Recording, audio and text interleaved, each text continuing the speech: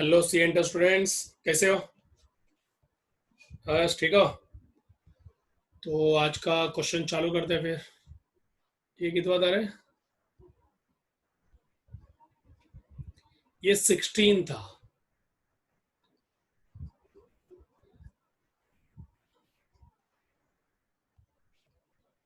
अब मैं आज हम लोग करेंगे 17। बहुत अच्छा क्वेश्चन है ये। श्री गणपति करके देखो क्वेश्चन है।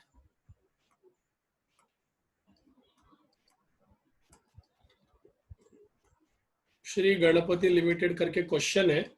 ये मई 14 में आया हुआ क्वेश्चन है।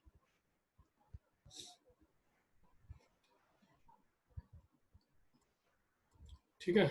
अब देखो उसने क्या क्या बोला है और हमको क्या क्या करना पड़ेगा ताकि हम लोग आंसर पे डिराइव हो जाए। पढ़ लेते हैं। क्वेश्चन काफी छोटा है बट ऐसे क्वेश्चन एग्जाम में एक्सपेक्टेड होता है बिकॉज इसको फुल प्लेज क्वेश्चन भी एक बोला जाता है कि इसमें सब कंटेंट रेडी है। देखो, किसका लेजर बनना चाहिए, किसका लेजर नहीं बनना चाहिए, ये सब के ऊपर अपने को बात करना पड़ेगा। ठीक है, ध्यान दो। असेट्स में ओपनिंग और क्लोजिंग दोनों बना के दिया है।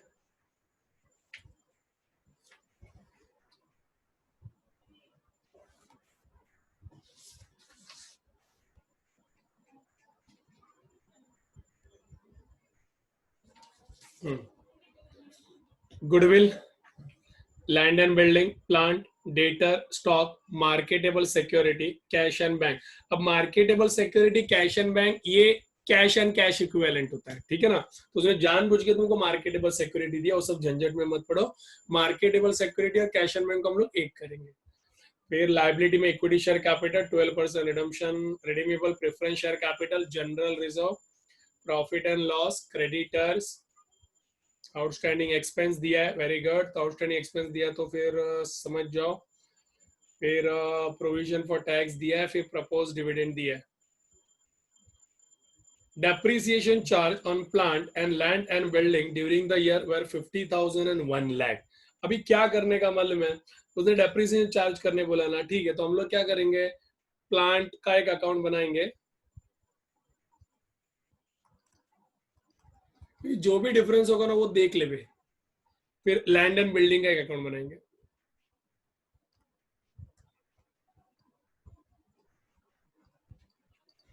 तो मैं क्या कर रहा हूं, एडजस्टमेंट से सम्स में जाऊंगा। क्योंकि अभी तुम इतने भोदू नहीं हो कि तुम ये रिकॉग्नाइज नहीं कर सकते कि कौन सा असेट में आए ना, कौन सा फाइनेंसिंग है, कौन सा इन्वेस्टिंग है या कौन सा ऑपरेटिंग है। ठीक है ना। करंट करंट असेट जो होता है वो ऑपरेटिंग होता है। Is that clear? तो अभी तुम इतना भोंदू मत नहीं।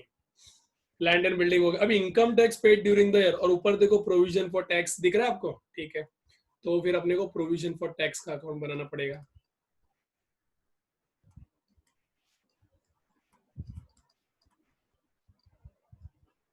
ओके।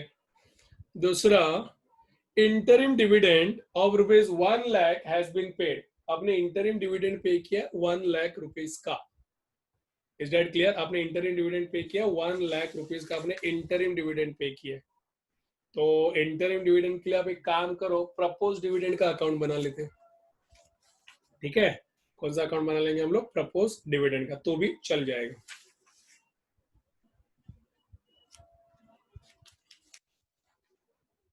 चलो।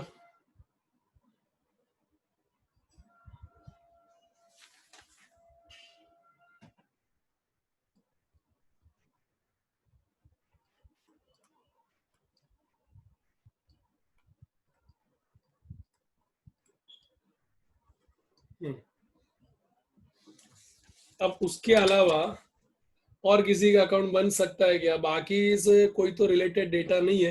अच्छा मुझे देखो, ये बोल रहा है वो कुछ बोला नहीं है कौन सा मेथड, बट वो इनडायरेक्ट मेथड से अपने को सॉल्व करना है। ठीक है ना।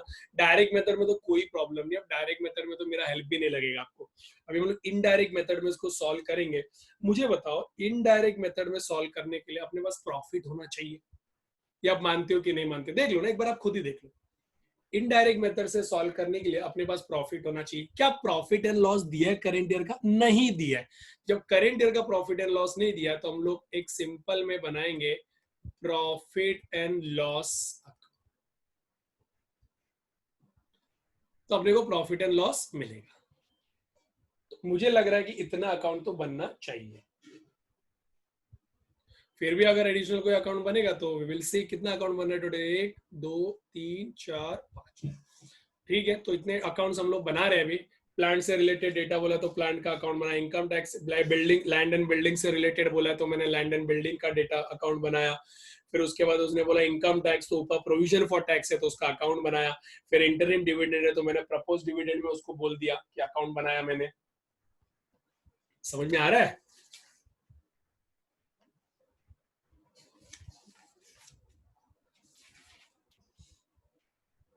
अब स्टार्ट करते हैं।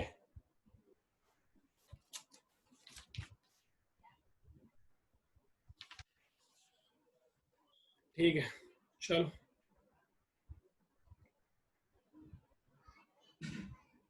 पहले बैलेंस को लिख लेते हैं।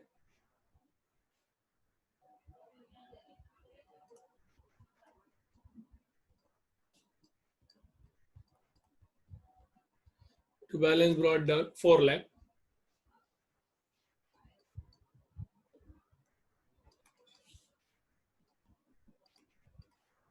By balance carried down 10 lakh.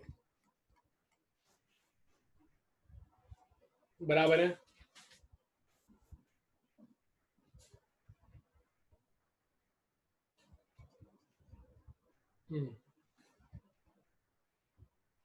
उसके बाद लैंड एंड बिल्डिंग में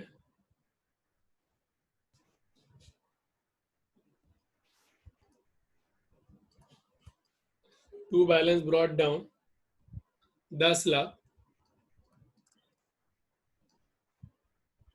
by balance carried down 8,50,000। Provision for tax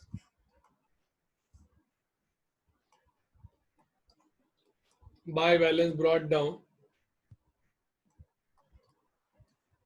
2 lakh to balance carried down.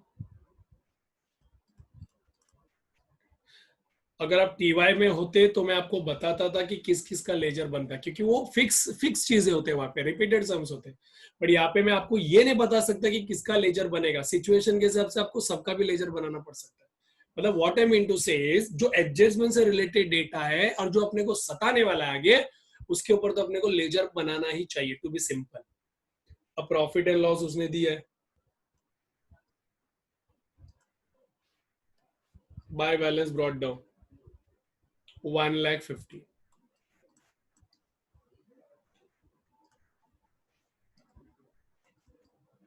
To balance carried down 2,40,000।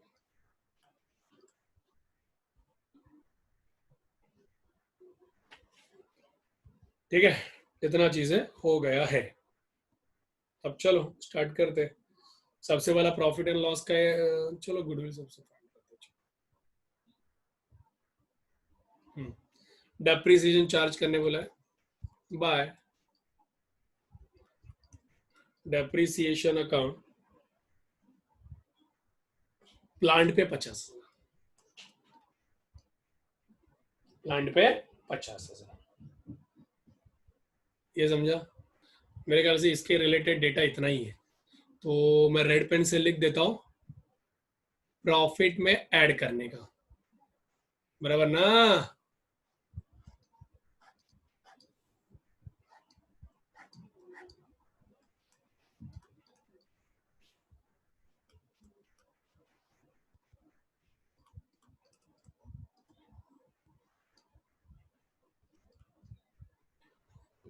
ये इधर आया तो इसको हम लोग परचेज बोलते हैं। क्या बोलते हैं? परचेज।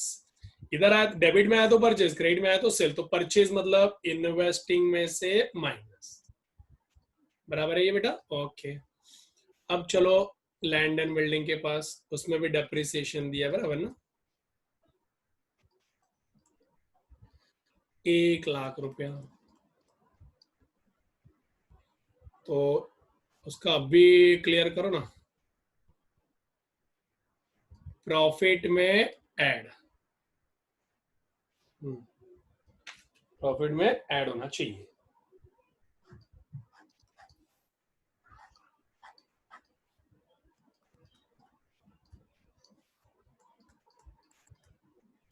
दस लाख में से 9,50,000 निकालो तो 50,000 बच रहा है। क्योंकि यहाँ पे आया तो एक ही नाम हम लोग लिख सकते हैं बेटा, बाय कैश बैंक, मतलब आपने सेल किया है।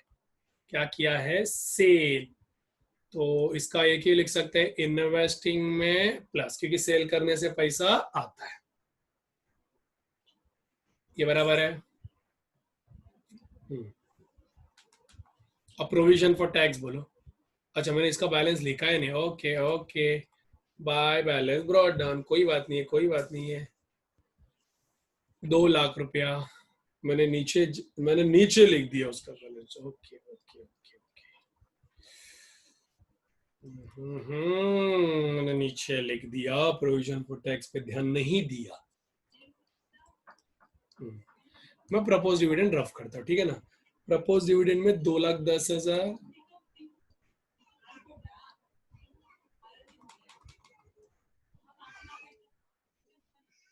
2,10,000 और ये 2.5 लाख।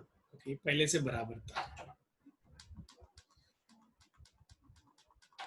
ठीक है। अब नेक्स्ट वाला देखो।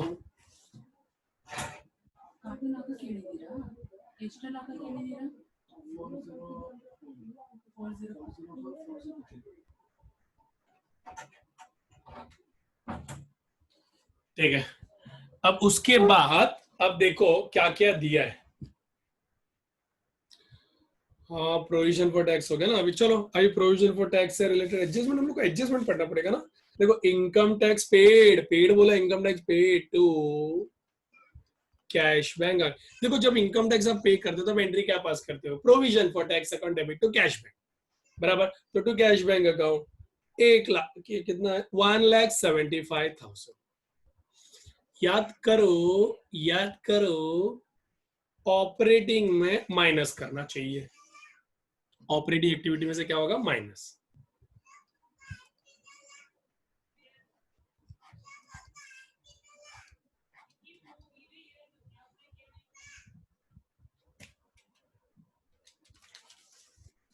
$1,75,000, $2,50,000, तो ये आएगा 4,25,000। ये भी आएगा 4,25,000 माइनस 2,00,000, तो ये आएगा बेटा 2,25,000। क्योंकि ये इधर आया, अब याद करो पहले भी हमने सबमिट किया है, ये जाएगा by profit and loss account. मतलब ये प्रोविजन आपने प्रॉफिट एंड लॉस में से किया, बराबर। कोई भी प्रोविजन होता है प्रॉफिट एंड लॉस में से कर दो, बट ये नॉन कैश में होता है, तो हमको कैश में कन्वर्ट करना है। क्योंकि अपना मेन मकसद क्या है? जो प्रॉफिट आता है उसको हम लोग किस में कन्वर्ट करते हैं? कैश में। तो ये जो प्रॉफिट है ये नॉन कैश है, तो हम लोग प्रॉफिट में ऐड करेंगे तो कैश बन जाएगा। मतलब मैं बोलता हूं कि प्रॉफिट में क्या करने का? ऐड। प्रॉफिट यानी नेट प्रॉफिट, प्रॉफिट यानी नेट प्रॉफिट। हाँ, अब दूसरा देखो। अब थोड़ा अपने को इसमें समझने वाली बात तो है,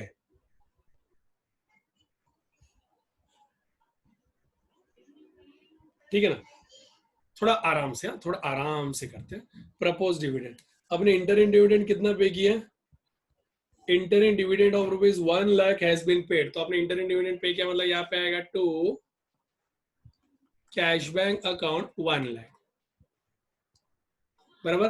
क्योंकि आपने डिविडेंड पे किया है, याद करो, क्योंकि आपने डिविडेंड पे किया है तो याद करो, थोड़ा थोड़ा तो याद आना चाहिए। आपने डिविडेंड अगर पे किया है तो बोलो, फिनांसिंग में से minus. Is that clear? Financing में से क्या होगा? माइनस होना चाहिए। अरे समझा क्या? फिनांसिंग में से क्या होना चाहिए? माइनस। अब देखना मैं क्या बता रहा हूँ आपको, ठीक है ना।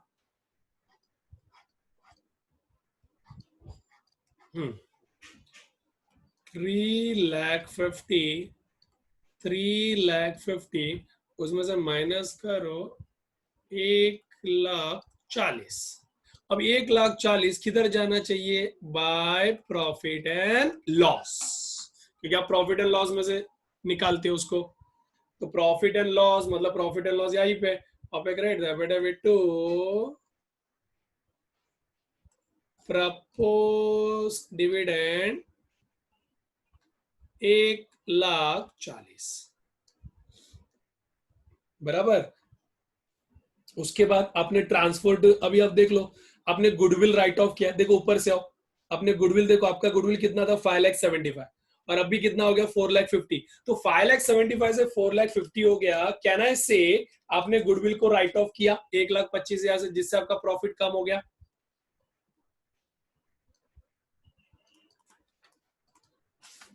1,25,000। अरे समझा क्या? फिर उसके बाद जनरल रिजर्व देखो, जनरल रिजर्व में 2 लाख था और क्लोजिंग में 3 लाख हो गया, मतलब हमने ट्रांसफर टू रिजर्व किया, मतलब आपने जनरल रिजर्व में ट्रांसफर किया। अरे समझा क्या बच्चा? तो ये 1,50,000 रुपए आपने जनरल रिजर्व में ट्रांसफर किया। तो ये जो प्रॉफिट एंड लॉस अप्रोप्रिएशन, ये प्रॉफिट एंड लॉस अप्रोप्रिएशन हो गया ना। तो आपको एक्चुअल प्रॉफिट मिलेगा, एक्चुअल प्रॉफिट मतलब बुक प्रॉफिट मिलेगा। 1,40,000 प्लस 1,25,000 प्लस 1,50,000 प्लस 2,40,000, तो ये आएगा 6,55,000 माइनस 1,50,000, तो ये आएगा 5,05,000।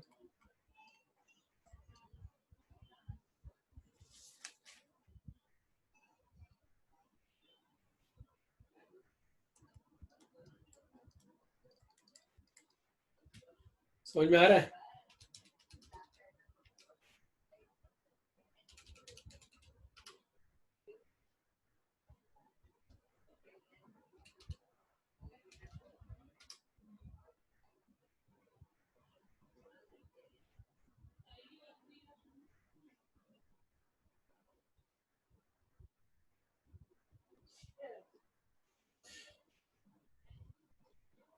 समझा ये?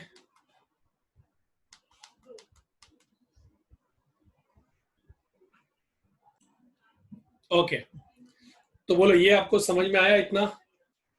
प्रॉफिट एंड लॉस कैसे बनाने का समझा? आपको समझ में आया प्रॉफिट एंड लॉस कैसे बना? देखो मेरे पास है ना करंट ईयर का प्रॉफिट नहीं था, तो जब तक करंट ईयर का प्रॉफिट मेरे पास नहीं है, how can I prepare cash flow statement under indirect method? तो मुझे इनडायरेक्ट मेथड में कैश फ्लो स्टेटमेंट बनाने का था, तो I prepare the cash flow statement. तो बनाने के लिए मुझे profit and loss current year का चाहिए। अब करंट ईयर का प्रॉफिट एंड लॉस निकालने के लिए देखो मैंने क्या क्या किया। प्रपोज डिविडेंड आपने पे किया, मतलब क्या हुआ देखो, आपने ना 1,00,000 रुपए का ना डिविडेंड, 1,00,000 रुपए का आपने डिविडेंड पे किया। Forget about the interim and all, आपने 1,00,000 रुपए का डिविडेंड पे किया। तो इस साल आपने प्रॉफिट में से कितना हिस्सा अप्रोप्रिएट कर लिया? 1,40,000, मतलब आपने प्रपोज किया। इस साल आपने 1,40,000 रुपए का डिविडेंड आपने प्रपोज किया। तो प्रपोज किया तो यहाँ पे पीएनएल में, तो यहाँ पे लिखा अप्रोप्रिएशन हो गया ना ये। मतलब ये जो प्रॉफिट है ये प्रॉफिट आफ्टर टैक्स है। डू यू अंडरस्टैंड और नॉट? ये क्या होता है? Profit after tax. तो हमने प्रॉफिट आफ्टर टैक्स लिखा है। उसके बाद मैंने देखा गुडविल रिटर्न ऑफ किया, मतलब इधर ही देख लिया मैंने, गुडविल राइट ऑफ किया। फिर उसके बाद general to transfer to general reserve. कैसे मालूम पड़ा सर आपको ट्रांसफर टू जनरल रिजर्व है? प्रॉफिट एंड लॉस में आने वाले सभी चीजें मैंने लिया। तो देखो आपने, उसने बोला है 2,00,000 रुपए से 3,50,000 हो गया, मतलब आपने प्रॉफिट में से कुछ हिस्सा ट्रांसफर किया रहेगा जनरल रिजर्व में। तो सर जनरल रिजर्व बनाओ क्या? बना के कुछ फायदा नहीं, टैली होने वाला है और वहां पे कोई कैश का मूवमेंट है नहीं। तो इतने सारी चीजें आ रहे। अब हम लोग बनाएंगे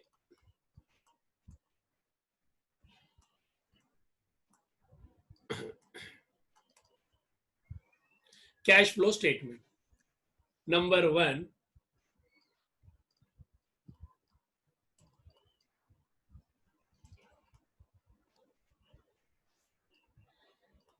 cash flow from operating activities.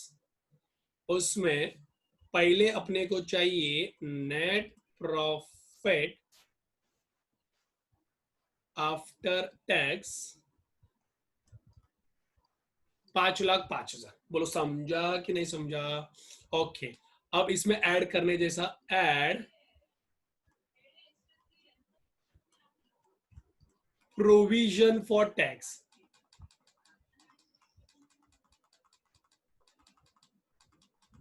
2,25,000।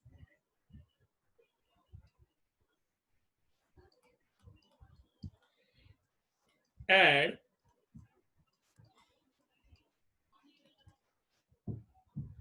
Propose dividend 1,40,000। Add depreciation on land and built plant,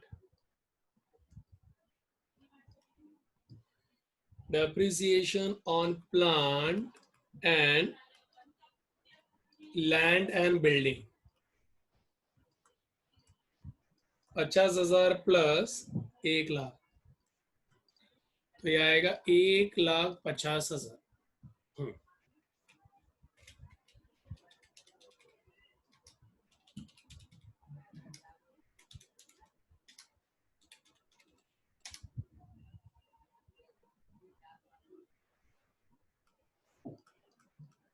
10,20,000।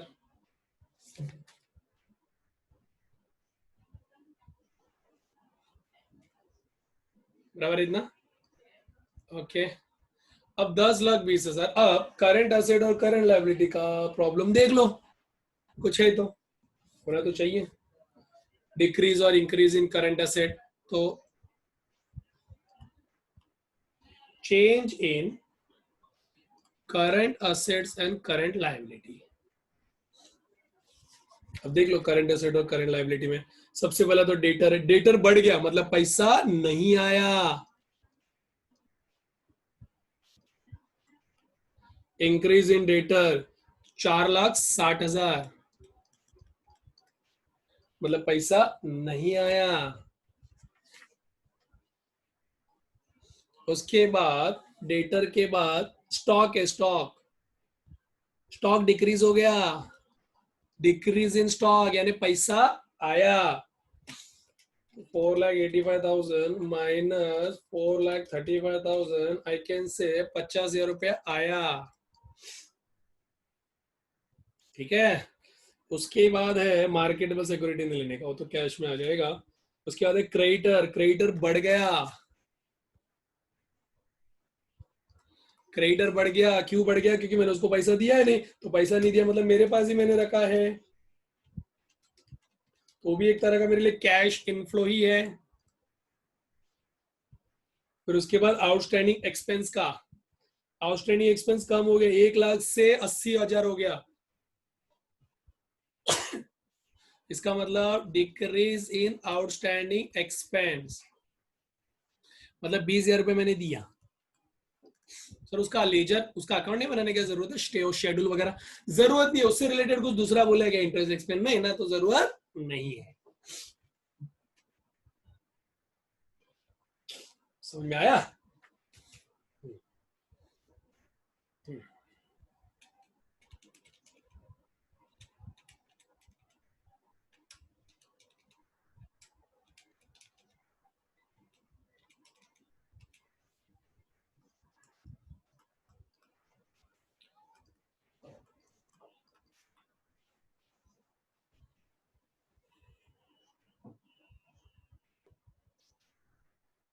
1,75,000।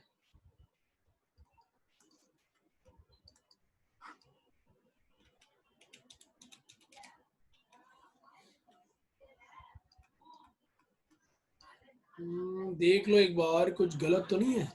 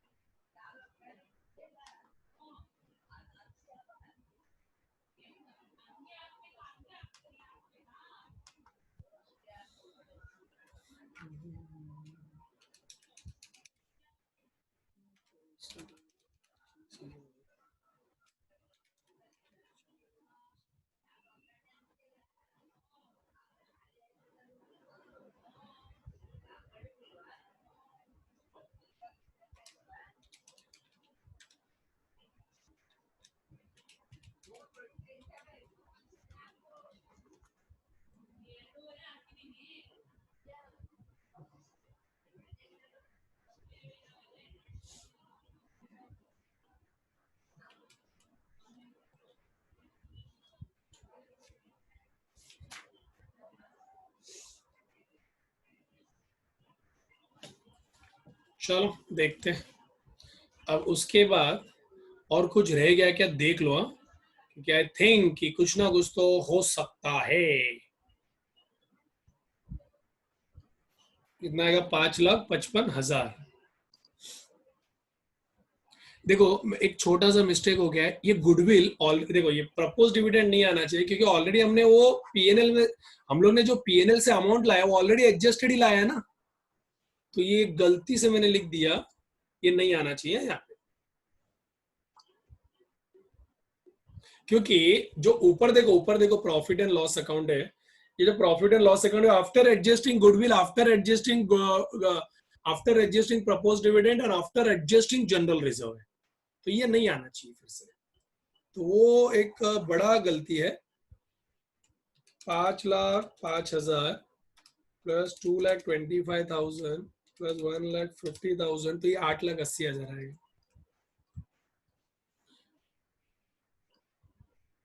मतलब हम लोग जब कैश प्रॉफिट निकाल रहे हैं तो ऑलरेडी वो एडजस्ट होके 5,05,000 आया, और अभी हम लोग उसको कैश में कन्वर्ट कर रहे हैं।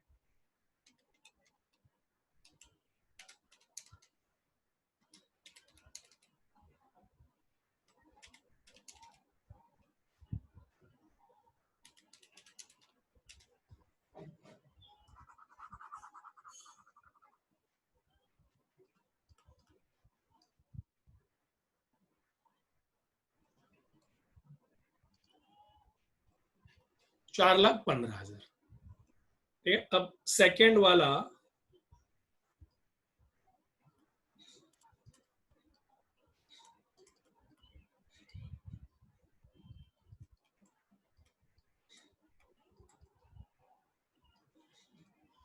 Cash flow from investing activity. Cash flow from investing activity.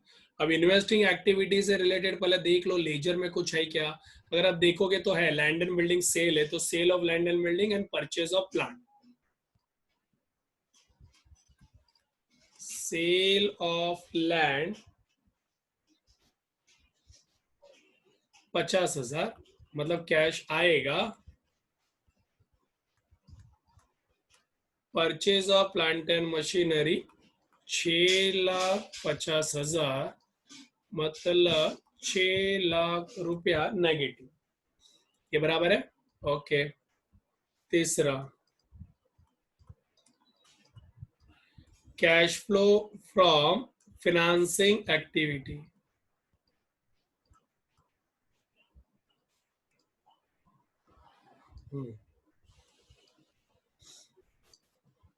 अब देखते हैं फिनेंसिंग एक्टिविटी से रिलेटेड क्या क्या है। Issue of equity share capital, क्योंकि बढ़ गया है ना, कैपिटल बढ़ गया है ना, तो 5 लाख मतलब पैसा आया। फिर उसके बाद redemption of preference share capital,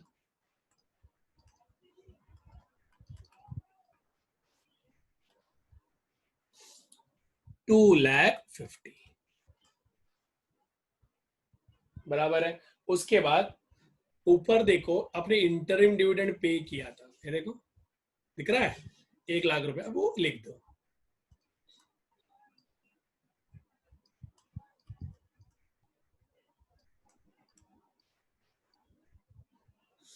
कितना इंटरिम डिविडेंड पेड? 1 लाख रुपए।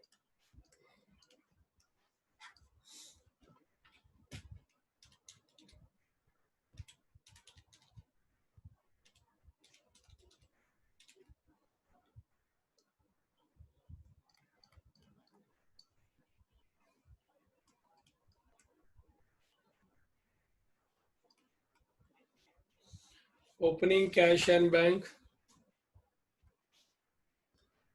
75,000 प्लस 50,000, तो ये आएगा 1,25,000।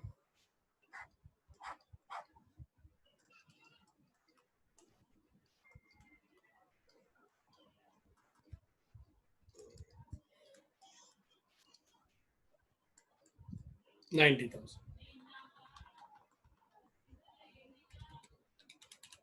4,15,000 माइनस 6 लाख, प्लस 1,50,000 प्लस 1,25,000, देखो 90,000 आया। अब 90,000 आया। अब मैं ना आपको दूसरा व्यू भी बताता हूँ।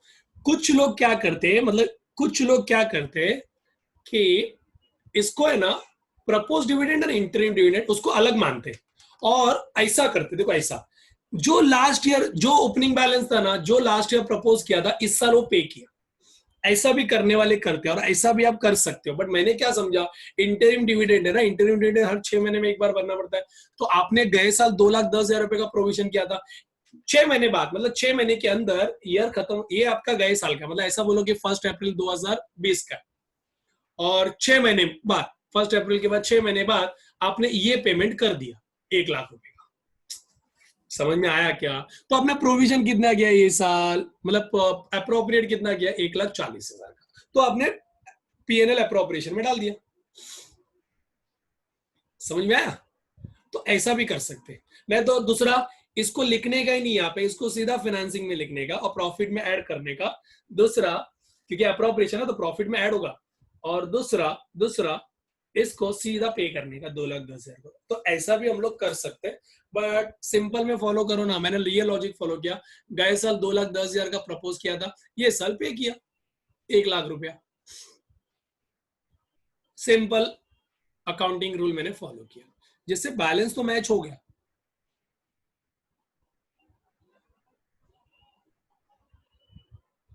17 था ये, 17।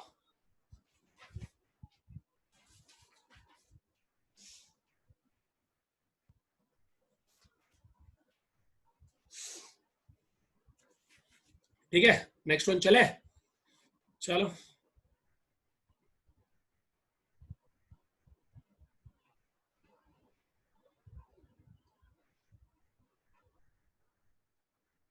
कैश फ्लो स्टेटमेंट सॉल्व करने के लिए टाइम भी लगता है। ये तो ऑनलाइन है करके इतना खत्म हो रहा है जल्दी जल्दी।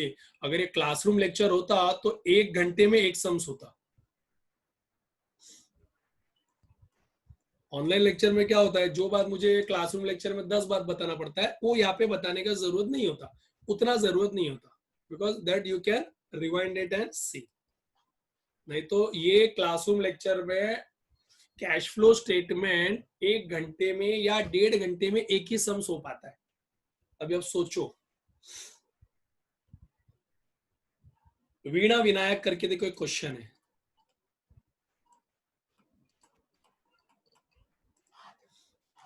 है ना? यस, ये क्वेश्चन नवंबर 14 में आया हुआ क्वेश्चन है। ऑफकोर्स हम लोग इनडायरेक्ट मेथड में सॉल्व करेंगे।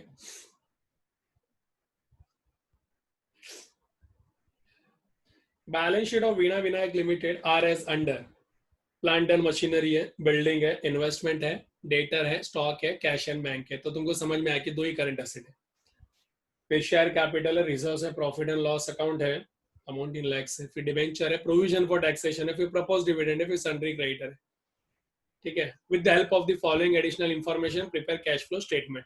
Depreciation on plant and machinery was charged at 25% on its opening balance and building on its opening balance। तो मैं बोलूँ सिंपल में, मैं प्लांट एंड मशीनरी का अकाउंट बना देता हूँ।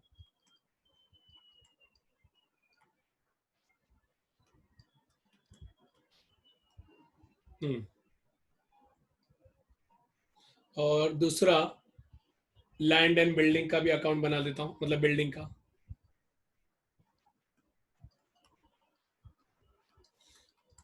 मैं क्या कर रहा हूँ, एडजस्टमेंट से स्टार्ट करता हूँ। इसको सॉल्व करना ना सबसे बेस्ट तरीका एडजस्टमेंट से स्टार्ट करो।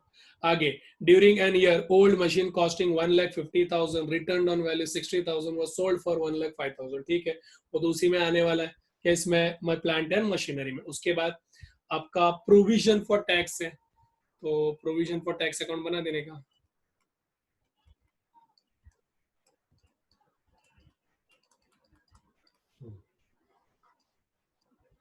फिर देखो प्रपोज डिविडेंड भी है। तो प्रपोज डिविडेंड ऐसा आता है ना, तो मैं बोलूं कुछ बोला नहीं है भले, तो प्रपोज डिविडेंड अकाउंट बना दो।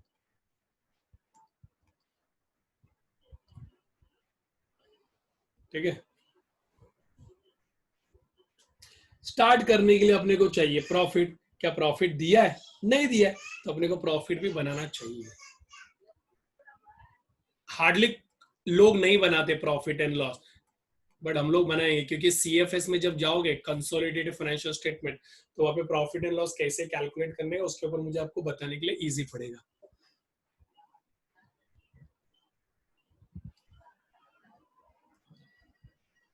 कई सारे लोग तो बहुत सारी चीजें इसमें कुछ करते ही नहीं है, बनाते ही नहीं है, और अंधाधुंधी सम सॉल्व करते हैं, उसका कोई लॉजिक ही नहीं होता।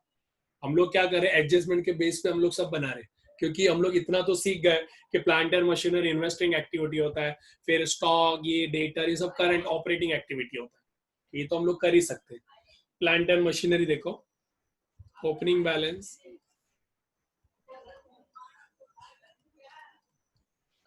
15 लाख, और closing balance bye balance carried down 21 lakh. पूरा लिखने का, उसके बाद बिल्डिंग का बोलो, पूरा लिखने का नहीं, to building 12 lakh by 18 lakh.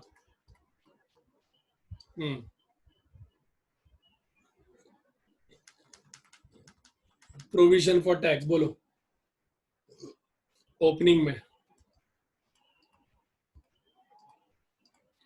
By balance brought down बोलो कितना आएगा, 2,10,000, और यहाँ पे to balance carried down 3 lakh.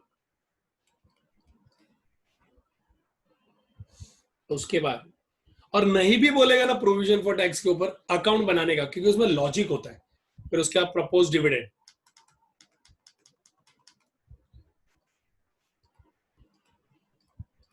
By balance brought down 3 lakh,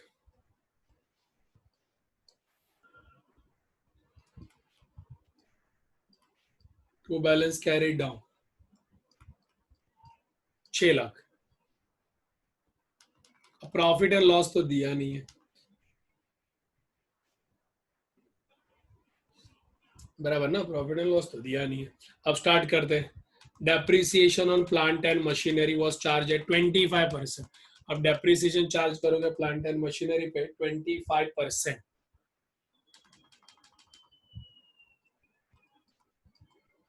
bye depreciation 25% on 15 lakh,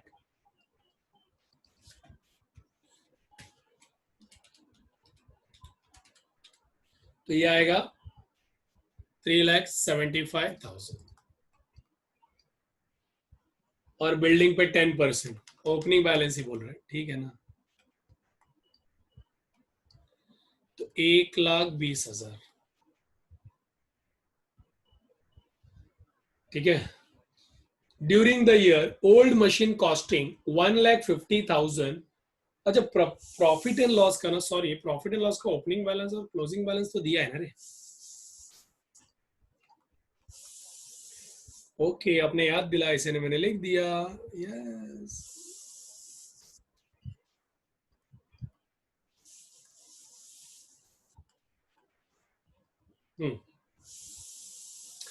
अभी वो ओपनिंग बैलेंस और प्लांट एंड मशीनरी के बारे में बोल रहे हो, क्या बोल रहा है, during the year an old machine costing 1,50,000।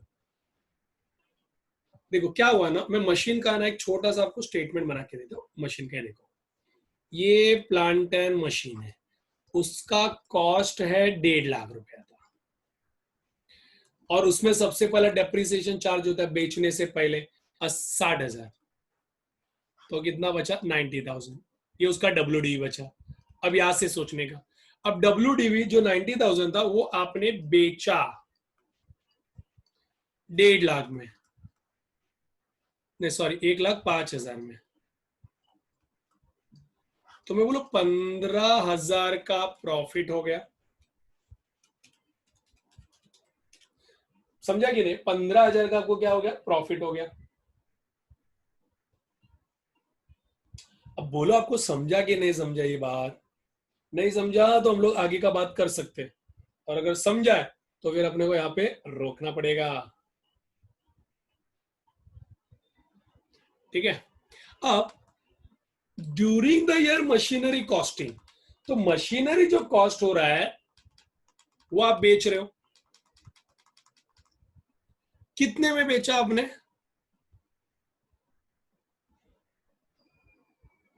Hello, कितने में बेचा आपने? तो आपने इसी मशीन से निकाला ना, आपने इसी मशीन में से निकाला ना, तो आप सेल कर रहे हो। बाय, क्या लिखोगे बोलो?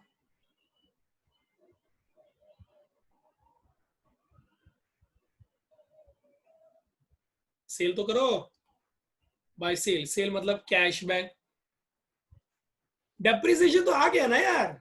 सर उसका डेप्रिसिएशन चार्ज करो तो 1,20,000 ओपनिंग का ही है। अब समझ में आ रहा है क्या? जो 1,20,000 है वो ओपनिंग का ही है। तो जो 60,000 जो डेप्रिसिएशन है ओल्ड मशीन को, इसके अंदर ऑलरेडी है।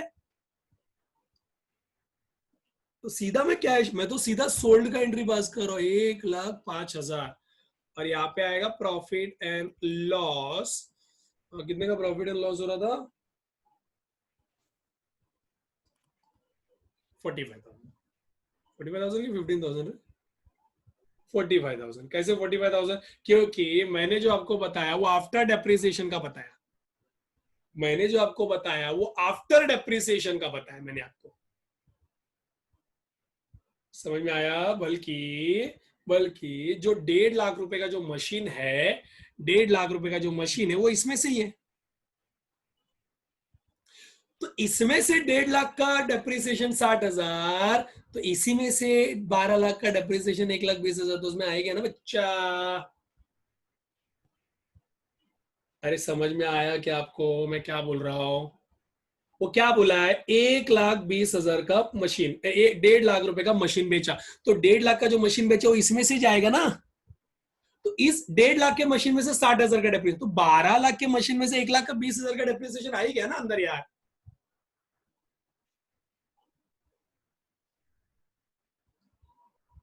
बोलो समझा?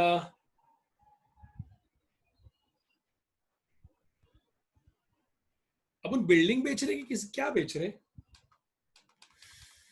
ओ सॉरी यार, शिट शिट शिट शिट, अपन बिल्डिंग नहीं बेच रहे, अपन मशीनरी बेच रहे, मशीनरी। अच्छा अच्छा अच्छा अच्छा अच्छा, यार यार रुको रुको रुको। हम लोग मशीनरी बेच रहे, machinery, okay okay okay okay. तो इसी में से हम लोग बेच रहे हैं बाय कैश बैंक अकाउंट, 1,05,000। और प्रॉफिट हो गया टू प्रॉफिट एंड लॉस 45,000। समझा कैसे आया? तो हम जो मशीन बेच रहे हैं ना वो 1.5 लाख वो इसी में का है, और इसमें का 1,60,000, इसमें का 1,60,000 ऐसा हो जाएगा। नहीं तो आपको क्या करना पड़ेगा, अगर आप ऐसा नाटक कर रहे हो ना, तो दो पार्ट करना पड़ेगा, 1.5 लाख का दो पार्ट करना पड़ेगा। एक 15 लाख का दो पार्ट करना पड़ेगा, एक 13.5 लाख और एक 1.5 लाख। तो 13.5 लाख पे 25% का डेप्रिसिएशन, फिर 1.5 लाख पे ऑलरेडी है।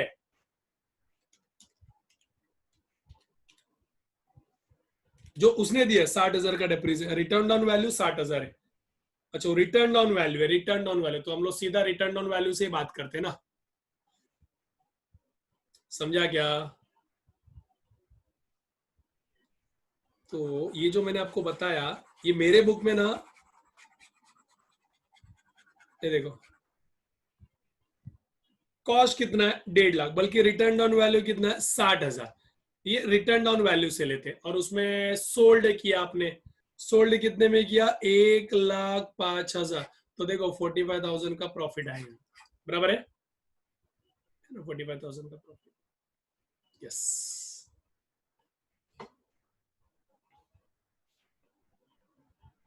अब इसको मैं रेड पेन से लिखता हूं, ये नेट प्रॉफिट में ऐड होगा, ये इन्वेस्टिंग में ऐड होगा, ये नेट प्रॉफिट में लेस होगा।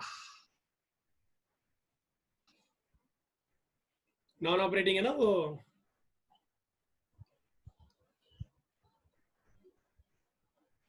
बिल्डिंग के ऊपर कुछ नहीं दिया।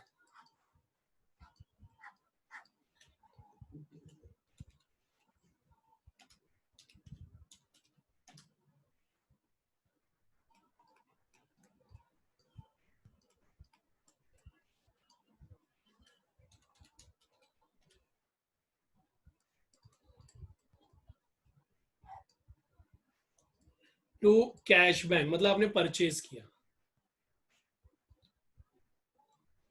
इन्वेस्टिंग मैनर, परचेज करने से पैसा जाता है। अब प्रोविजन फॉर टैक्स के बारे में कुछ बोला है क्या? बोला है ना, 1,50,000 और पेड, तो आपने 1.5 लाख रुपए पे किया है टू कैश बैंक।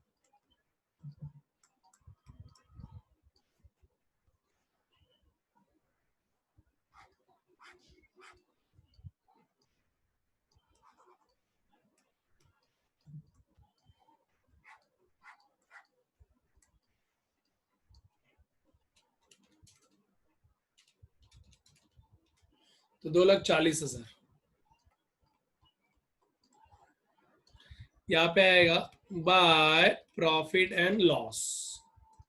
याद करो, ये आपके नेट प्रॉफिट में ऐड होगा, बल्कि ये आपके ऑपरेटिंग में से लेस होगा।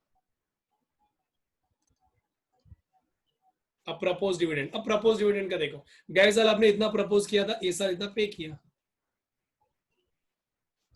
3 लाख हो गया।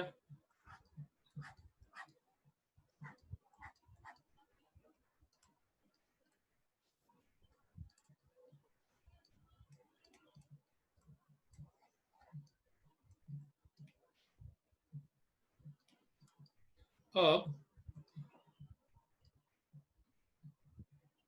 फाइनेंसिंग में से लेस, क्योंकि पे किया ना, और ये आपका प्रॉफिट एंड लॉस में चला जाएगा, ये आपका प्रॉफिट एंड लॉस में चला जाएगा। देखो डेबिट,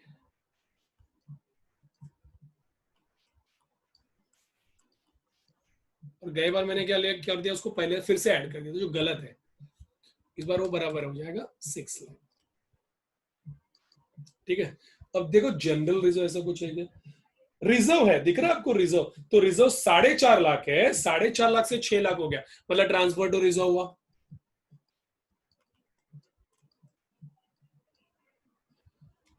6 से 4.5 हुआ, मतलब 1.5 लाख रुपए बढ़ गया ना। और कोई है जिससे वो उससे फर्क गिरेगा? तो नहीं है। अब अपने को प्रॉफिट मिलेगा, ये साल का profit.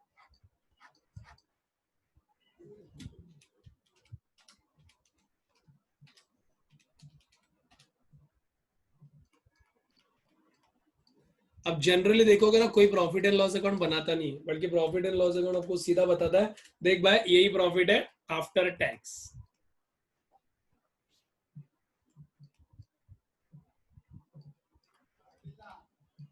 Bye current year profit.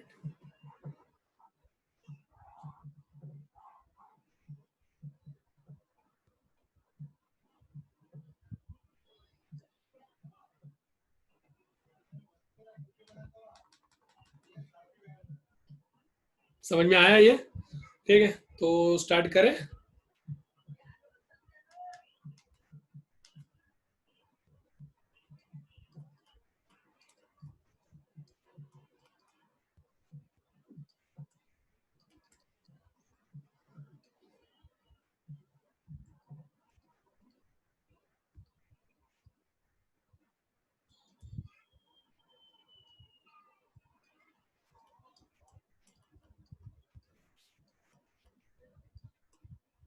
Cash flow from operating activities,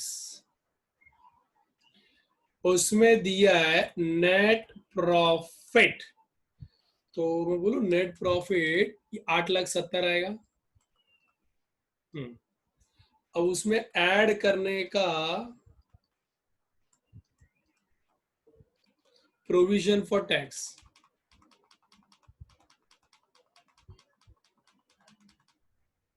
2,40,000।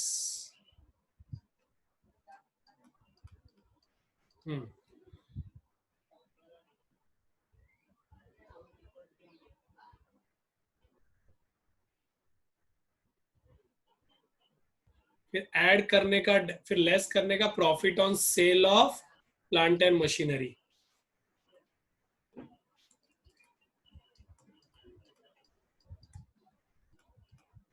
45,000। फिर ऐड करने का depreciation on plant and machinery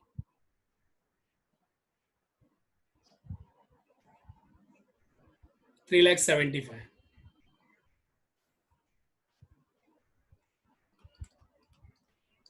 फिर ऐड करने का डेप्रिसिएशन ऑन बिल्डिंग 1,20,000।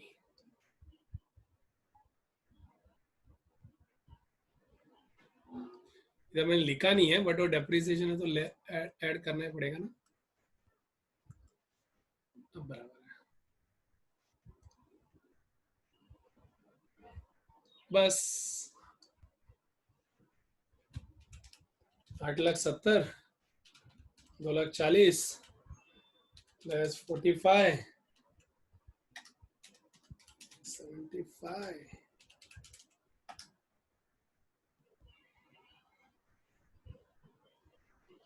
15,60,000 फिलहाल तो लग रहा है।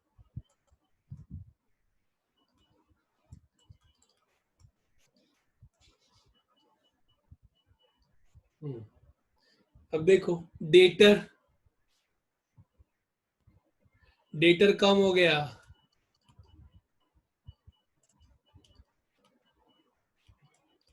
डेटर 21 लाख था, 15 लाख हो गया, मतलब 6 लाख रुपए आया मतलब।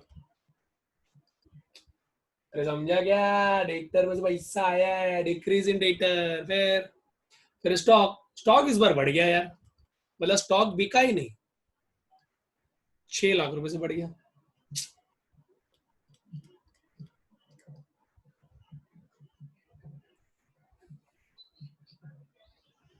फिर प्रपोज डिविडेंड और सब थोड़े वो तो हो गया। क्रेडिटर क्रेडिटर कम हो गया, मतलब पे किया। कितना पे किया? 24,60,000 माइनस 21 लाख, तो 3,60,000 पे किया।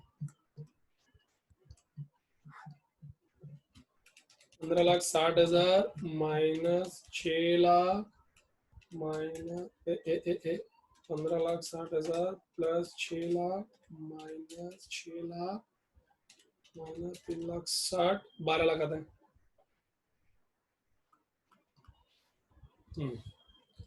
माइनस टैक्स पेड, कितना टैक्स पे करने का रे? 1.5 लाख रुपया।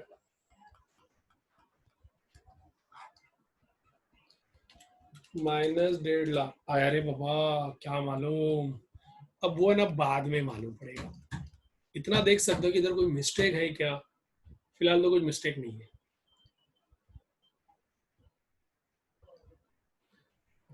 B, cash flow from investing activities. अब पहले क्वेश्चन में क्या वो देख लो। अब देखोगे ना, देखो यहाँ पे ना परचेज किया, परचेज ऑफ, देखो यहाँ पे भी है ना, यहाँ पे आपने sale of plant and machinery किया, ठीक है ना।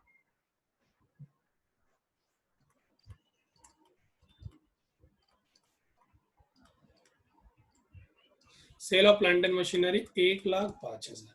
फिर आपने ना परचेज ऑफ बिल्डिंग किया, वर्किंग नोट वगैरह सब आपको देना पड़ेगा, नाम देना पड़ेगा, यस।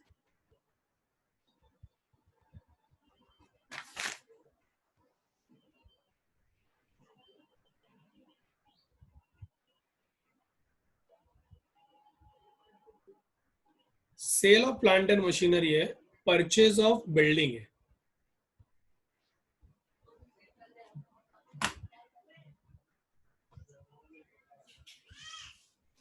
$10,35,000 है क्या?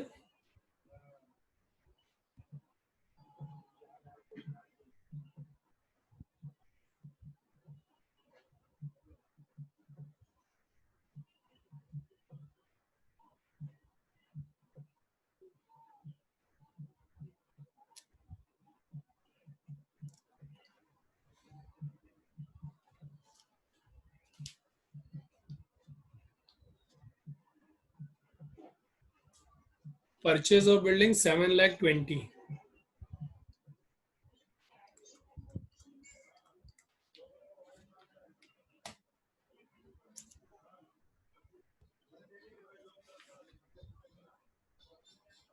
ठीक है।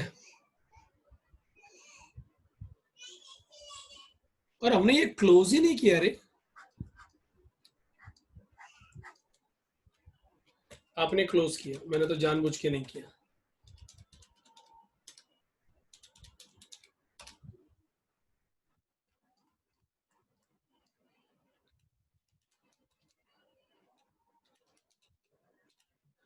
$10,35,000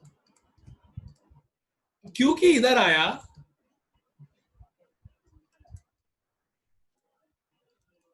तो परचेज अकाउंट, और याद रखो ये परचेज अकाउंट बोल रहा है तो इन्वेस्टिंग में से माइनस करने का।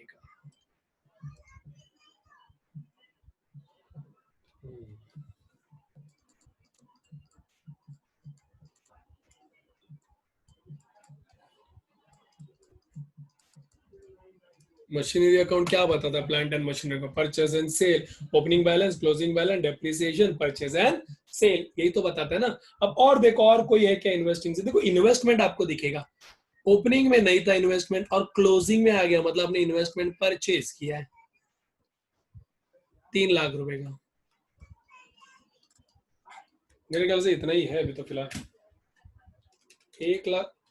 1,05,000 माइनस 7,20,000 माइनस 10,35,000 माइनस 3 लाख, तो बोल 19,50,000 रुपए आ रहा है। क्या मालूम, भगवान को पता कि ये सही है कि गलत है।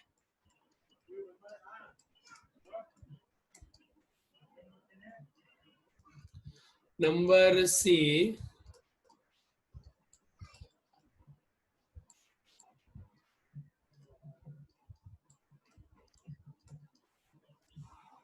इसमें सबसे पहला मेरे ख्याल से पेमेंट ऑफ डिविडेंड है। कैसे मालूम है? देखो देखो 3 लाख रुपए का डिविडेंड पे किया ना, क्योंकि कैश गया उसमें। और क्या है फाइनेंसिंग से related? Issue of share capital, देखा?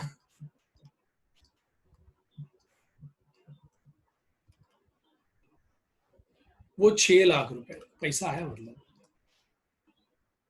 पैसा आया। फिर और क्या है? देखो डिवेंचर है, इश्यू ऑफ डिवेंचर, क्योंकि ओपनिंग में डिवेंचर नहीं था और क्लोजिंग में आया, मतलब आप समझ जाओ अभी 6, तो इश्यू करने से ही डिवेंचर आता है। -3 लाख प्लस 6 लाख प्लस 6 लाख, तो 9 लाख रुपए कैश आएगा।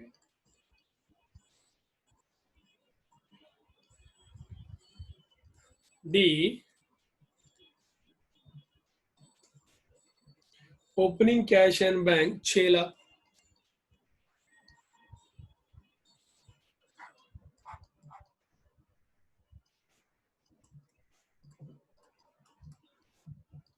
क्लोजिंग कैश एंड बैंक भी 6 लाख, तो ऊपर से आना पड़ेगा 10,50,000 minus 19,50,000 plus 9 lakh plus 6 lakh. देखो आंसर आया 6 लाख। क्लियर?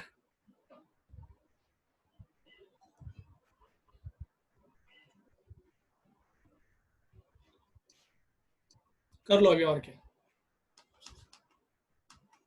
ये 18 था बराबर।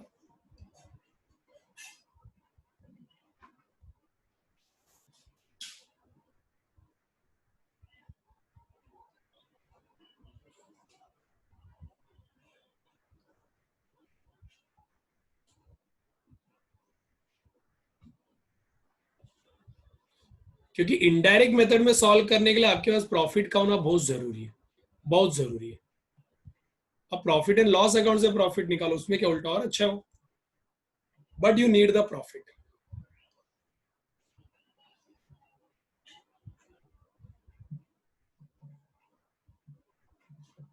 ठीक है, चलो एक बार इसको कर लो। चलो मैंने लिख दिया है क्वेश्चन, मैं नाम लिख देता हूँ क्योंकि मेरे पास है ना बुक का है ना धज्जिया उड़ गया है मेरा, ना इसमें अमाउंट बराबर दिख रहा है ना मेरे को कुछ दिख रहा है बराबर से। रेयान लिमिटेड करके देखो, रेयान लिमिटेड है ना, यस। अब ये एग्जाम में आया हुआ क्वेश्चन है, मुझे पता नहीं कौन सी ईयर में आया है, बट ये एग्जाम में ही आया हुआ क्वेश्चन है। चलो ध्यान दो, और क्या, अपने सब नॉर्मल सम्स की तरह ही है, कुछ इतना खास नहीं है, इतना है कि थोड़ा इधर उधर तितर पितर करके दिया है, ठीक है। So don't worry about that.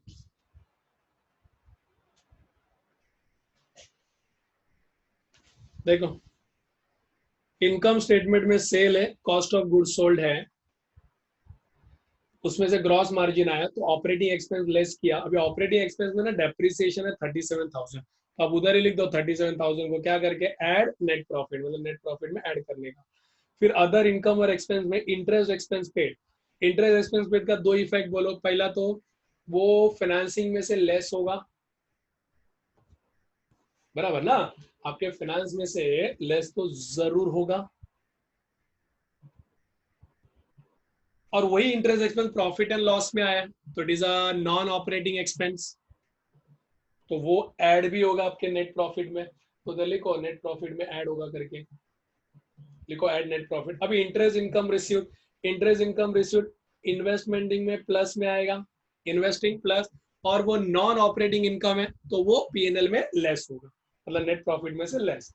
Gain on sale of investment less net profit, less net profit, ठीक है ना। उसके बाद loss on sale of plant add net profit, फिर ऐसा करके आपको मिला है 23,000। अब बोले 23,000 के बाद क्या इनकम टैक्स, तो मैं बोले 23,000 आपका net profit before tax, circle करो, यही प्रॉफिट चाहिए, तो डायरेक्ट मिल गया 23,000। तो काय के लिए वो सब मगजमारी करने का, कैलकुलेट करने का कोई कुछ जरूरत नहीं है, ठीक है। तो 23,000 डायरेक्ट अपने को नेट प्रॉफिट मिल गया है बिफोर टैक्स, समझा। बट ये नेट प्रॉफिट जो बिफोर टैक्स है वो सिर्फ प्रॉफिट है, नेट प्रॉफिट बिफोर टैक्स है, वो कैश प्रॉफिट नहीं है, तो नेट प्रॉफिट बिफोर टैक्स को हम लोग कैश प्रॉफिट में कन्वर्ट करते हैं। आपको समझ में आया क्या? ओके। उसके बाद नेक्स्ट वाला देखो,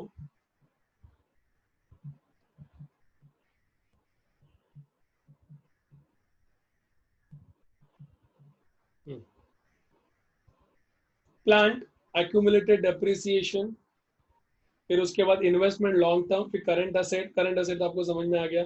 कैश तो मेन होता है, मैं कैश को तो बॉक्स में कर देता हूँ, यही मेन होता है, मैच होना चाहिए ना। फिर शेयर कैपिटल, फिर रिजर्व एंड सरप्लस, फिर बॉन्ड्स, फिर करंट लायबिलिटी में आपको मालूम पड़ गया अकाउंट पेबल, अक्रूड लायबिलिटी, फिर उसके बाद इनकम टैक्स पेबल। अब उसने नेक्स्ट वाला बोला है purchased investment. What I mean to say is, हम लोग क्या करते हैं, इन्वेस्टमेंट का अकाउंट बना लेते हैं,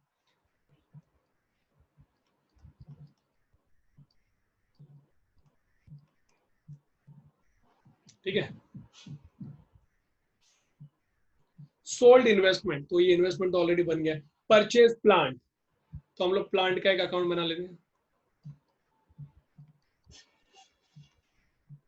और उसी के साथ एक्यूमुलेटेड डेप्रिसिएशन का भी अकाउंट बना लेते हैं।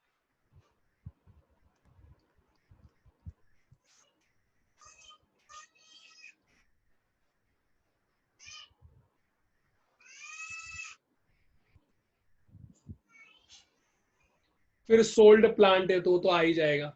फिर issued ₹1 lakh of bond at face value in an exchange for plant assets on 31st March. आपने क्या किया, बॉन्ड इशू किया।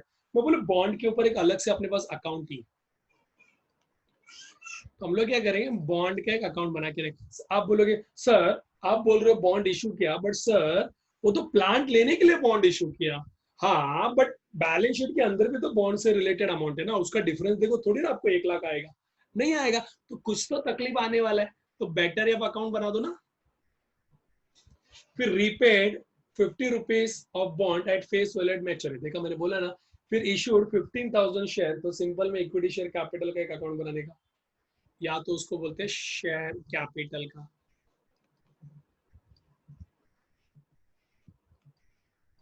फिर लास्ट में पेड कैश डिविडेंड, तो इस बार इतना अकाउंट बन रहा है, और एक प्रोविजन फॉर टैक्स का।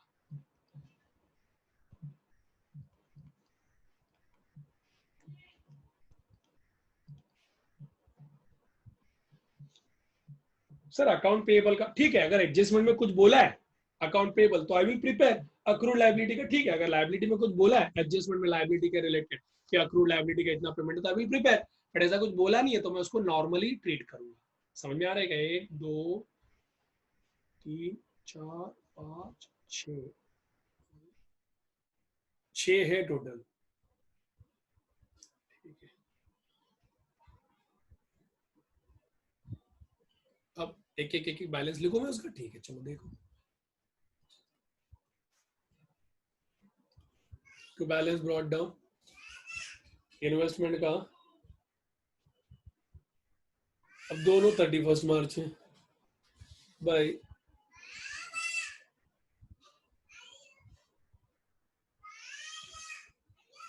अभी क्लियर नहीं कर रहा है कि कौन सा है, ये लोचे का काम है। लेट मी सी फर्स्ट लेट मी सी।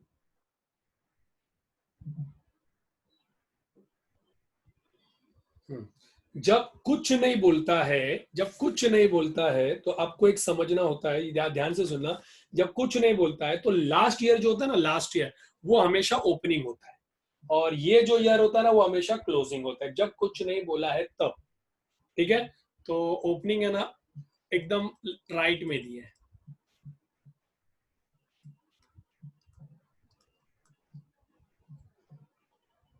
क्लोजिंग 1,15,000। एक बार ईयर वेरीफाई कर लेने का कि ऐसा कुछ है क्या, तो फिर क्या ना तकलीफ ना हो जाए, जरा सा भी ईयर इधर उधर चला गया ना तो अपन फंस गए। प्लांट का ओपनिंग बैलेंस बोलो बेटा, 5,05,000 ऑलरेडी आफ्टर एडजस्टिंग डेप्रिसिएशन। ठीक है ना,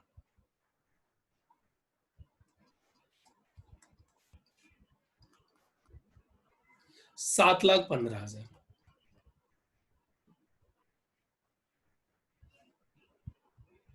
अब बेटा प्रोविजन फॉर डेप्रिसिएशन है तो कर लेते हम लोग बाय बैलेंस ब्रॉट डाउन।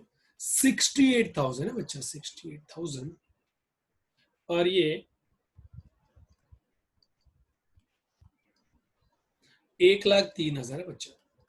ठीक है, बॉन्ड का देख लो अभी, बॉन्ड का to balance brought down, bond में कितना आएगा?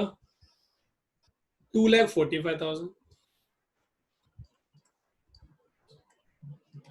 Bye balance carried down 2,95,000।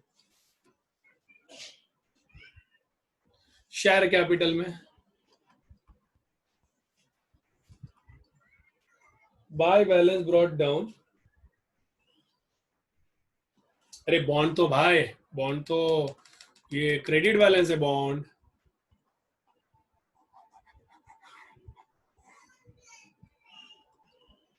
Bye balance brought down, bond का 2,45,000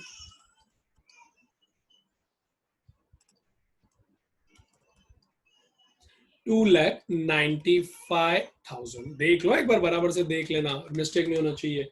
शेयर कैपिटल 3,15,000,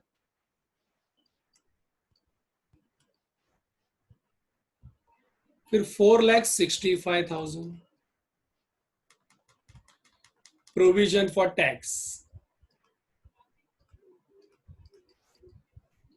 5,000,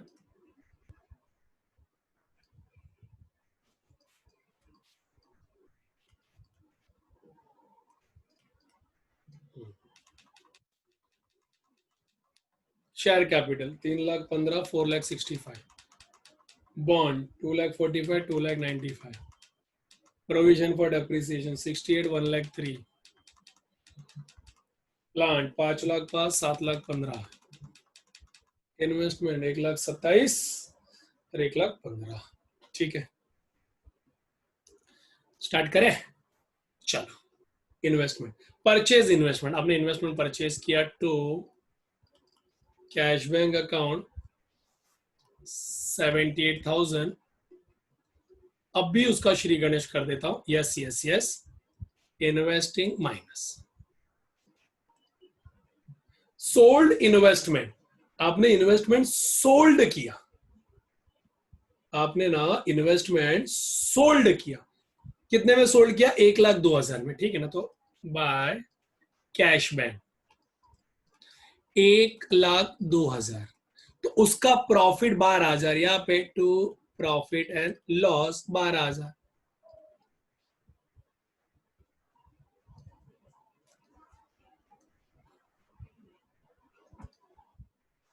तो सोल्ड किया तो इन्वेस्टमेंट से पैसा आया, और याद रखो ये नेट प्रॉफिट में लेस होगा, और बोलने की जरूरत नहीं, ऑलरेडी देखो इन्वेस्टमेंट में है 12,000 प्रॉफिट, और हमने ऑलरेडी लिख भी दिए। Are you getting what I am saying? समझ में आया क्या? तो ऑलरेडी हमने वो कर दिया है, तो फिर से करने का जरूरत नहीं है, नहीं तो मालूम पड़ा दो दो इफेक्ट चला जाएगा, ठीक है ना?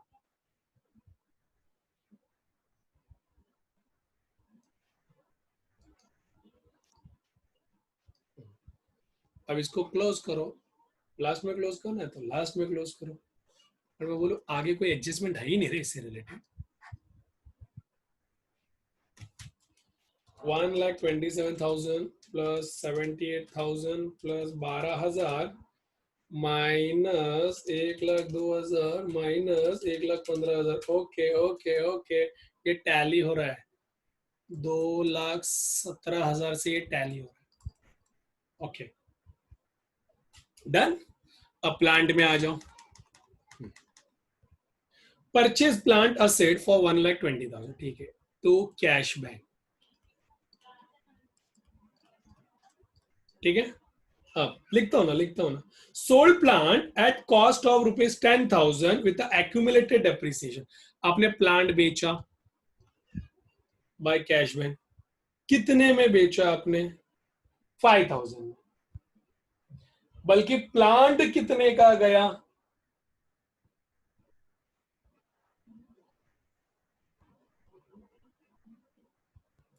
बोलो, प्लांट कितने का गया?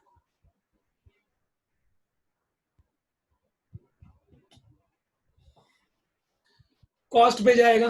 प्लांट कितने में बेचा आपने? 10,000 में। उसका एक्यूमुलेटेड डेप्रिसिएशन तो यहां पे आना चाहिए ना, 2,000।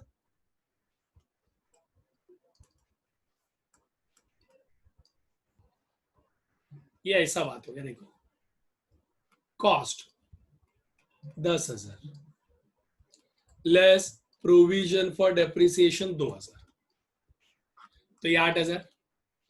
आपने इसको बेचा, कितने में बेचा? 5,000 में,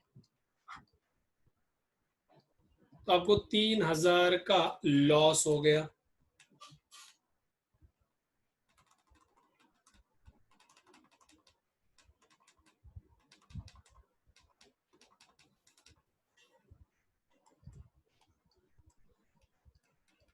बाय प्रॉफिट एंड लॉस 3,000। समझ में आ रहा है? तो आपने बेचा कितने में फिर?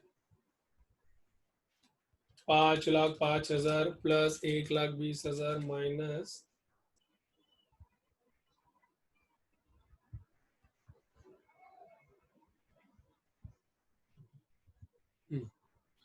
तो आपका कॉस्ट तो गया ना 10,000।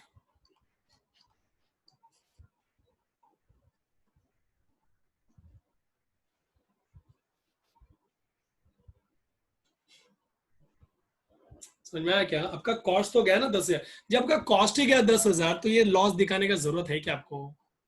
क्योंकि कॉस्ट में सब आ गया, आपके कॉस्ट में सब आ गया। 10,000 का कॉस्ट था, देखो समझने का ट्राई करो, 10,000 का तो कॉस्ट था, 10,000 का आपका कॉस्ट था। देखो प्लांट के बारे में फिर से आपको एक बार समझाता हूं, ये देखो ये उसका कॉस्ट है, लेस प्रोविजन फॉर डेप्रिसिएशन है 8,000, लेस सोल्ड, फिर लॉस आया। अब मैं इसको है ना यहाँ पे प्रेजेंट करता हूँ, देखो आप पहला डेप्रिसिएशन चार्ज करोगे, कितने का डेप्रिसिएशन? 2,000, और वो 2,000 का प्रोविजन फॉर डेप्रिसिएशन आपने यहाँ पे लिख दिया, क्या नाम से? प्लांट के नाम से, मतलब वहां से डेप्रिसिएशन यहाँ पे आ गया, उसका निकल गया। अच्छा, अब आप बेचोगे, कितने में बेचा आपने? 5,000, तो आपको लॉस हुआ, कितने का हुआ? 3000। अब मैं क्या बोल रहा हूं, ये आपने परचेज किया है बराबर, ये साइड देखो परचेज किया है, तो इन्वेस्टिंग में माइनस, ये इन्वेस्टिंग में प्लस, और ये नेट प्रॉफिट में प्लस, बट करने का जरूरत नहीं है क्योंकि ऑलरेडी उसने लिखा loss on sale of plant, उसने पहले से अकाउंट कर दिया उसको। समझ में आया क्या? तो हमको करने का जरूरत नहीं। हाँ, अगर उसने नहीं किया होता ना वहां पे, तो मैं यहाँ पे लिखता था उस बात को, बट मैं अभी नहीं लिखने वाला। देखो इसको आप करो ना तो आपको 10,000 ही आएगा, सब करो तो आपको 10,000 आएगा, मतलब आपका 10,000 का प्लांट उड़ गया। ठीक है, नेक्स्ट वाला एडजस्टमेंट देखो। अब issued ₹1 lakh of bond at a face value in an exchange for plant asset, मतलब आपने प्लांट खरीदा, उसके लिए बॉन्ड दिया, तो आपने प्लांट खरीदा,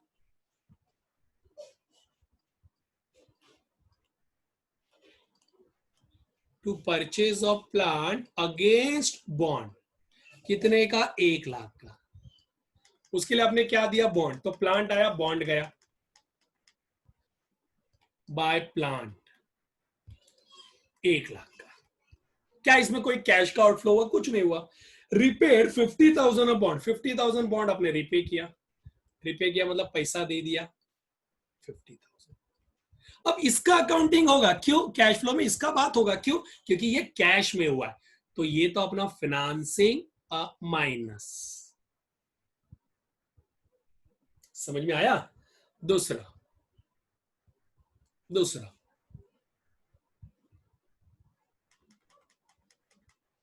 रिपेड 50,000 ऑफ बॉन्ड हो गया। अब उसके बाद इश्यूड 15,000 ऑफ शेयर्स ऑफ ₹10, आपने इश्यू किया तो आपको पैसा मिलेगा बाय बैंक अकाउंट 1.5 लाख रुपए, 1.5 लाख। क्योंकि पैसा का बात हो रहा है तो यहाँ पे आना चाहिए फाइनेंसिंग प्लस। समझ में आया क्या? अब नेक्स्ट वाला, paid cash dividend, paid cash dividend तो वो अपने सीधा फाइनेंसिंग में से लेस होगा, करो उधर, फाइनेंसिंग में से सीधा लेस होगा। अब प्रोविजन फॉर टैक्स के बारे में बता देता हूँ। देखो प्रोविजन फॉर टैक्स, अब ऊपर जो प्रॉफिट एंड लॉस में इनकम टैक्स है, वो इनकम टैक्स प्रोवाइड किया है बाय प्रॉफिट एंड लॉस 7,000, तो देखो आपको इस साल का पेमेंट मिलेगा, वो प्रोविजन, वो पेड नहीं होता, प्रोविजन होता है, तो आपने 9,000 ये साल पे किया है।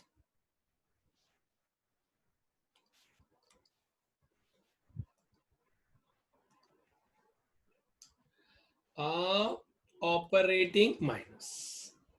समझ में आया? अब वो चीज क्लोज करेंगे जो हमने क्लोज नहीं किया।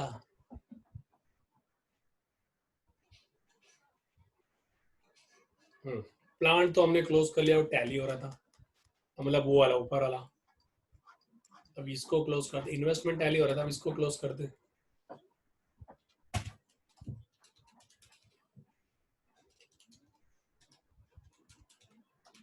7,25,000 आ रहे हैं, और देखो ये भी टैली हो गया, मतलब हमने जो किया वो बराबर किया।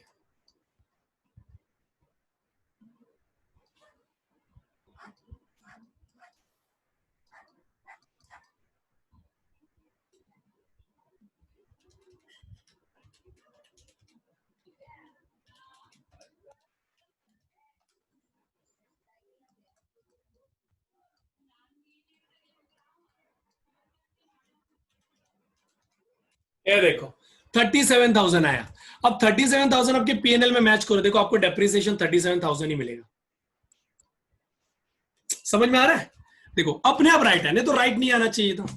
देखो अपने आप राइट आ रहा है, मतलब जो हम लोग अकाउंटिंग करते, देखो अकाउंटिंग करते समय मिस्टेक हो सकता है, बट अब लॉजिकली जाओगे ना तो मिस्टेक को भी हम लोग रेक्टिफाई कर सकते हैं। अभी देखो मैं जो मिस्टेक करो जानबूझ के तो मैं कर रहा नहीं हूँ, वो पीसी में के प्रॉब्लम के वजह से हो रहा है, या थोड़ा अप एंड डाउन की वजह से हो रहा है कि अमाउंट ऊपर का मैं भूलने जैसा हो जाता है, तो फिर नीचे कुछ और अमाउंट आ जाता है। बट अब प्रैक्टिकली जाओगे, लॉजिकली जाओगे, तो आपको मालूम पड़ेगा 37,000 का डेप्रिसिएशन अपने आप मैच होगा, मैंने तो मैच नहीं किया। अब इसका देखो, बॉन्ड का 2,95,000 प्लस 50, 3,45,000। ये भी साला टैली हो गया। अब शेयर कैपिटल का देखते हैं। अरे भाई जब सब टैली होना है तो अच्छा ही है। 4,65,65। और ये तो हमने कर ही दिया।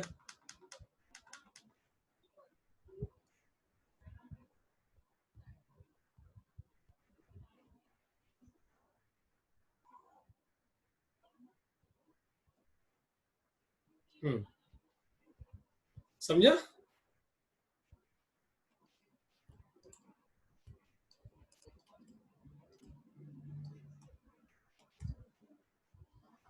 Cash flow statement. अब देखो अभी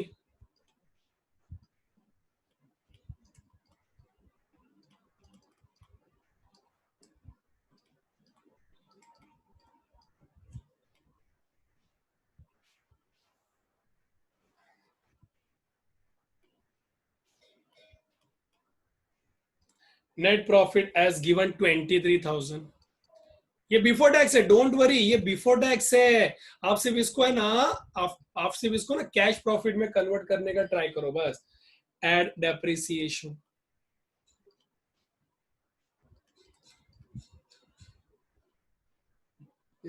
एड इंटरेस्ट एक्सपेंस 23,000, फिर लेस इंटरेस्ट इनकम। इधर वो कैश प्रॉफिट को कन्वर्ट करके वो वहां पे जाएगा। सर ये इंटरेस्ट पे करना ये तो रेगुलर एक्टिविटी है। देखो ये रेगुलर एक्टिविटी नहीं है कैश फ्लो के हिसाब से, क्योंकि debenture is not a regular activity. Debenture is a capital receipt. If you remember in CPT, CA Foundation, we did revenue and capital expenditure, revenue and capital receipt. So any activity related to that or ancillary to that will be a that activity only. So debenture raise करना is not a regular activity. तो उसका payment भी जो होगा is not a operating activity. Are you getting? फिर उसके बाद gain on sale of investment, तो ये हम लोग लेस करेंगे।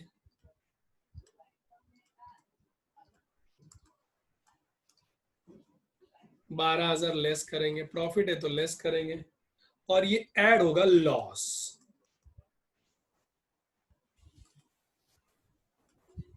3,000। अब इतना आने के बाद ना बेटा आप बिंदास कर सकते हो। इतना तो बोल दो आपको ना, कैश प्रॉफिट तो आ ही गया बेटा।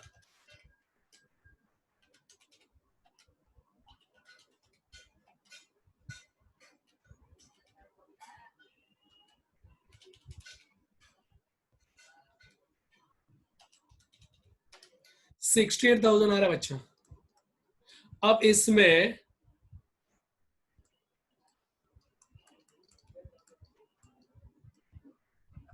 Current asset and current liability. अब देखो करंट एसेट और करंट लायबिलिटी में इन्वेंटरी आपका ओपनिंग में 1,10,000 था और अभी 1,44,000 हो गया, मतलब इन्वेंटरी आपका बढ़ गया। देखो आप गलत मत देखना, क्योंकि अगर ऐसा दिया और बता रहा नहीं है ना कौन सा एरिया, तो समझ जाने का कि जो लास्ट होता है ना राइट हैंड साइड वाला वो ओपनिंग होता है। तो देखो आपका ओपनिंग में इन्वेंटरी 1,00,000 था और क्लोजिंग में 1,44,000 हो गया, मतलब कंपैरेटिवली ये कम हो गया, ये बढ़ गया, सॉरी कंपैरेटिवली बढ़ गया, मतलब स्टॉक बेच नहीं पाए हम लोग। तो इंक्रीज इन स्टॉक कितने से बढ़ गया? 34,000 से, मतलब 34,000 का पैसा अपने को नहीं आया। फिर उसके बाद अकाउंट रिसीवेबल, देखो 55,000 से 47,000 हो गया, मतलब डिक्रीज इन अकाउंट रिसीवेबल। तो मैं बोलूं ये 8,000 होगा, 55 से 47 ना, तो 8,000। वेरी गुड, पैसा आ गया, मतलब डेटर से अपने को कोई टेंशन नहीं है। फिर प्रीपेड एक्सपेंस 5,000 तो 1,000 हो गया, तो डिक्रीज इन प्रीपेड एक्सपेंस, मतलब उससे हमने सर्विस ले लिया 4,000। समझा क्या? उसके बाद अकाउंट पेबल 43,000 से 50,000 हो गया अकाउंट पेबल, मतलब इंक्रीज इन अकाउंट पेबल, मतलब हमने पैसा नहीं दिया, इसके लिए तो अपना लाइबिलिटी बढ़ गया ना। पैसा नहीं दिया मतलब मेरा तो पैसा बच गया फिलहाल, आओ मेरा इनफ्लो हो गया। फिर अक्रूड लाइबिलिटी 9,000 से 12,000 हो गया, वही इंक्रीज इन अक्रूड लाइबिलिटी। 3,000, मेरा तो पैसा बच गया। अरे समझा क्या आपको?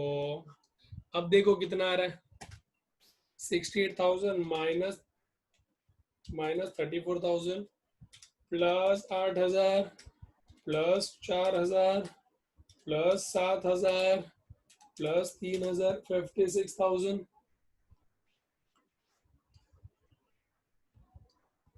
इसमें से टैक्स पेड करोगे, टैक्स पेड है ना?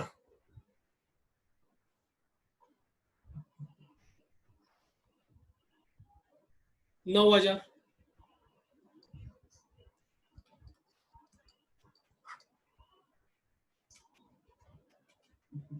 तो ये आएगा 47,000 कैश। बस अब आप सॉल्व करो, थोड़ा मैं पानी पी लेता हूं। B cash flow from investing activities, yes, cash flow from investing activity, थोड़ा सा कर लो। हाँ?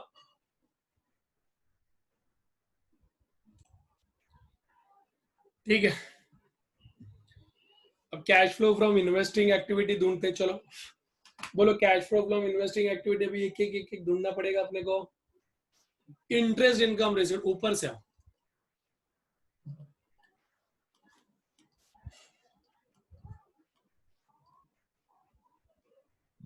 6,000 मतलब आया। फिर ऊपर कुछ है क्या, देख लो और क्या। देखो परचेज भी और सोल्ड भी है, तो परचेज ऑफ इन्वेस्टमेंट 78,000 और सेल ऑफ इन्वेस्टमेंट 1,02,000।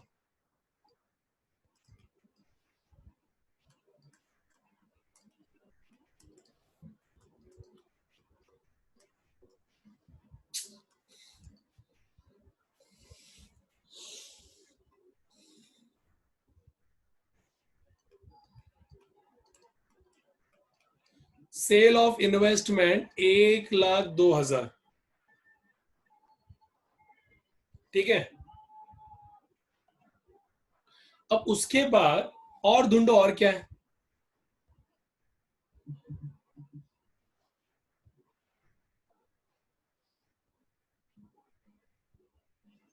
अब देखो परचेज ऑफ प्लांट 1,20,000 है और सेल ऑफ प्लांट 5,000 है।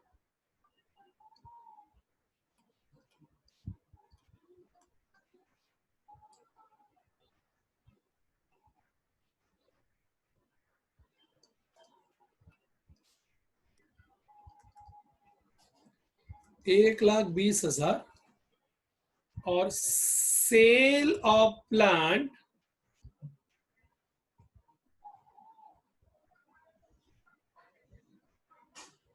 5,000।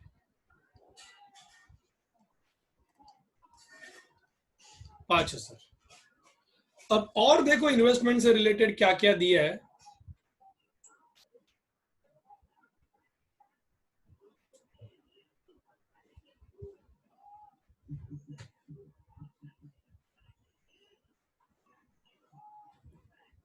मेरे ख्याल से तो इतना ही है, फिर भी एक बार इसमें देख लो बैलेंस शीट में कोई इन्वेस्टमेंट एक्टिविटी से कुछ दिया है क्या, नहीं दिया। तो टोटल इतने तो लग रहे अभी, इसको मैं प्लस माइनस करके देखता हूँ कितना आता है।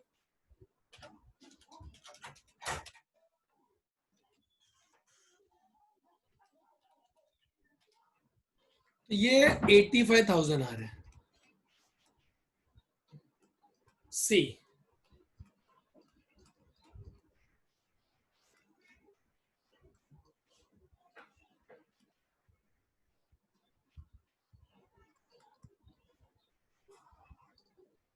Cash flow from financing activity, ठीक है। Cash flow from financing activity बोला है ना, ओके। तो फाइनेंसिंग एक्टिविटी से रिलेटेड देख लो पहले ऊपर क्या कुछ है क्या। मिलेगा, डोंट वरी, मिलेगा। है तो लिखेंगे, नहीं है तो जबरदस्ती नहीं करने का रहेगा, समझे ना।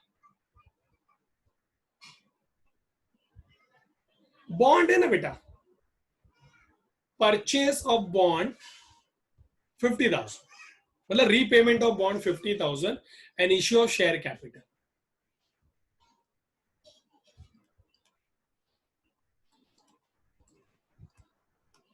रीपेमेंट ऑफ बॉन्ड 50,000 कैश गया and issue of share capital 1,50,000 कैश आया. ठीक है. अब डिविडेंड पेड देखो मिलेगा 8,000. डिविडेंड पे मतलब पैसा गया. उसके बाद और भी तो था, इंटरेस्ट एक्सपेंस पेड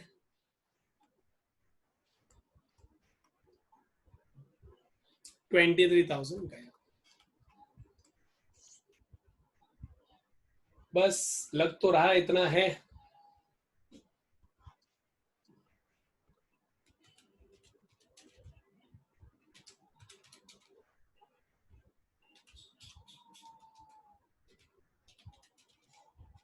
$69,000 माइनस में नहीं आ रहा, प्लस में.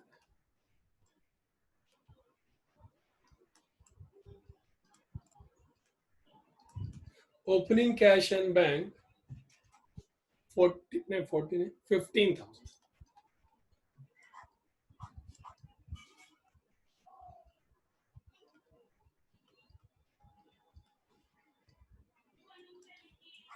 Closing cash and bank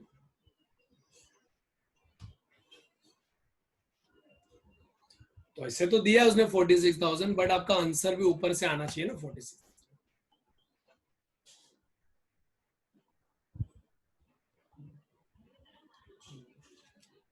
47,000 minus 85,000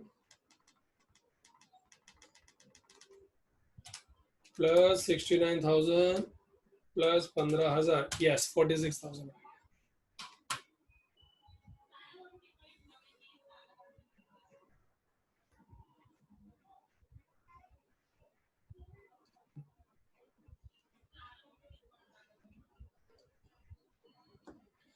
तो कॉपी करो फटाफट. तो मैं क्या करता हूँ, जो होमवर्क देने जैसा सम्स है वो मैंने ढूंढा है. तो मेरे को थोड़ा देखना पड़ेगा कि होमवर्क में कौन से सम्स मैं दे सकता हूँ आपको जो काफी इजी है. कुछ कुछ तो बेटा हम लोग सॉल्व कर ही सकते हैं ना, है ना.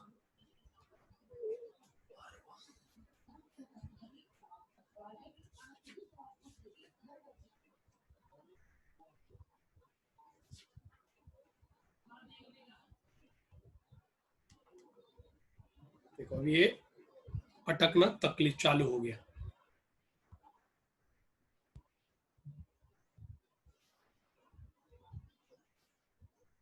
ऐसा है.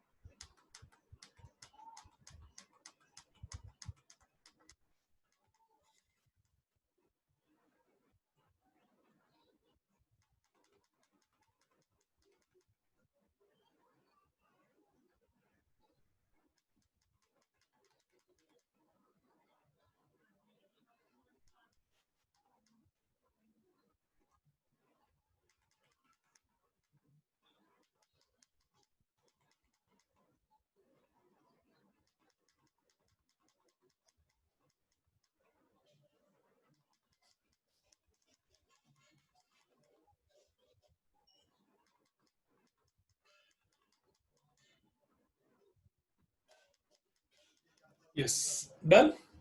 ओके. अब देखो एक क्वेश्चन मैंने ढूंढा है. क्वेश्चन नंबर तो पता नहीं, मैं नाम बता सकता हूं उसका, जी लिमिटेड करके. मैं 18 में पूछा हुआ क्वेश्चन है, जी लिमिटेड. जी लिमिटेड. यस.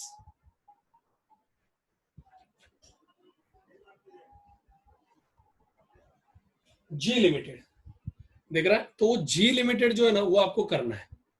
और भी देता हूं, सिंपल सिंपल सम दे रहा हूं, डोंट वरी.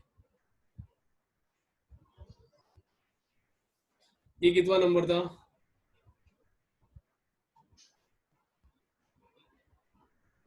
ये 19 था. बाप रे, मैंने जब किया था मेरे मेरे टाइम पे तो हम लोग 10-15 सब में खत्म करते थे. अभी तो 19, अभी तो 20 चल रहा है, 20 वाला में वो होमवर्क दे रहा हूं आपको। जी लिमिटेड May 18 होमवर्क, जो लग रहा है ना मुझे वो मैं दे रहा हूँ, ऐसे अंधाधुंधी कुछ नहीं, वो आप आराम से कर सकते हो, सच में इसमें तकलीफ नहीं आएगा आपको।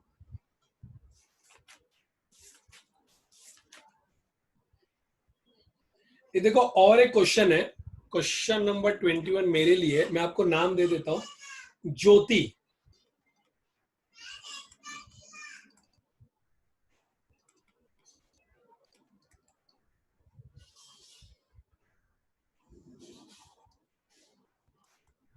ये एग्जाम में आया हुआ क्वेश्चन है, यस, ये इजीली कर सकते हो आप होमवर्क।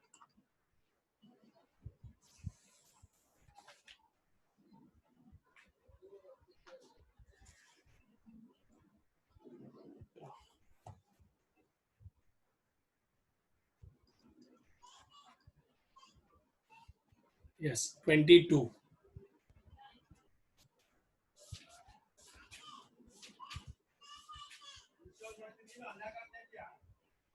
देखो एक क्वेश्चन है, हैरी लिमिटेड, ये रिपीटेड क्वेश्चन है, हमने ऐसा क्वेश्चन सॉल्व किया हुआ, रिपीटेड क्वेश्चन है हैरी लिमिटेड। ये ना नवंबर 17 में आया हुआ क्वेश्चन है, 12 क्या 15 मार्क के लिए कुछ एक क्वेश्चन आया था, और उसने खुद बोला इनडायरेक्ट मेथड से सॉल्व करो, तो ये भी आपको होमवर्क करना है। अरे एकदम एकदम सिंपल सिंपल क्वेश्चन है सब जो मैं दे रहा हूं, समझे ना।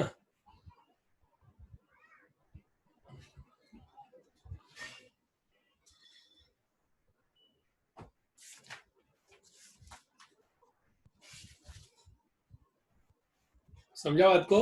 और एक क्वेश्चन दे देता हूं मैं, इतना तो करना पड़ेगा यार, ऑलरेडी कितना मैंने करा है, 1 2 3, तीन ही तो क्वेश्चन दिया है, एक लास्ट ले लो अभी। क्वेश्चन नंबर 23, एबीसी लिमिटेड है करके देखो, एबीसी लिमिटेड। और इस क्वेश्चन का खासियत यह है कि क्वेश्चन ऑलरेडी एक बार एग्जाम में पूछा हुआ था, और दोनों मेथड से सॉल्व करने बोला है, direct method and indirect method, दोनों मेथड से सॉल्व करना आपको। तो ये क्वेश्चन आपके लिए एकदम बेस्ट है प्रैक्टिस करने के लिए, डायरेक्ट एंड इनडायरेक्ट, ठीक है। तो ये देख लो ये बराबर से, बस इतने क्वेश्चन, 4 क्वेश्चन में होमवर्क दे रहा हूं। नाम से जाना, नाम से, नंबर में आपको नहीं मिलेगा, नाम से जाना। G limited, Miss Jyoti, Harry and ABC limited. Harry रही,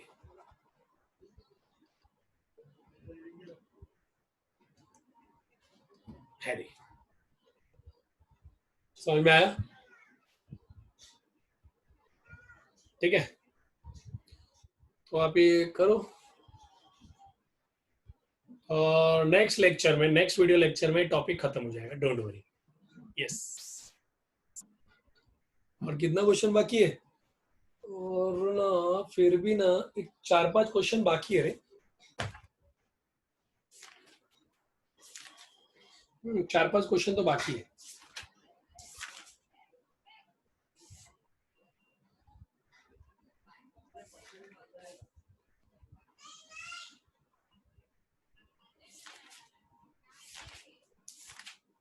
चार पांच क्वेश्चन बाकी, बस हो जाएगा।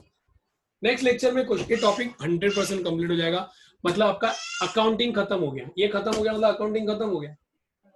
यस, ये टॉपिक खत्म हुआ मतलब बेटा आपका जो अकाउंट का जो मेन टॉपिक है खत्म हो गया, अभी तो कुछ बचा ही नहीं उसमें, ये सबसे बड़ा टॉपिक है और इम्पोर्टेंट टॉपिक है, ठीक है। चलो।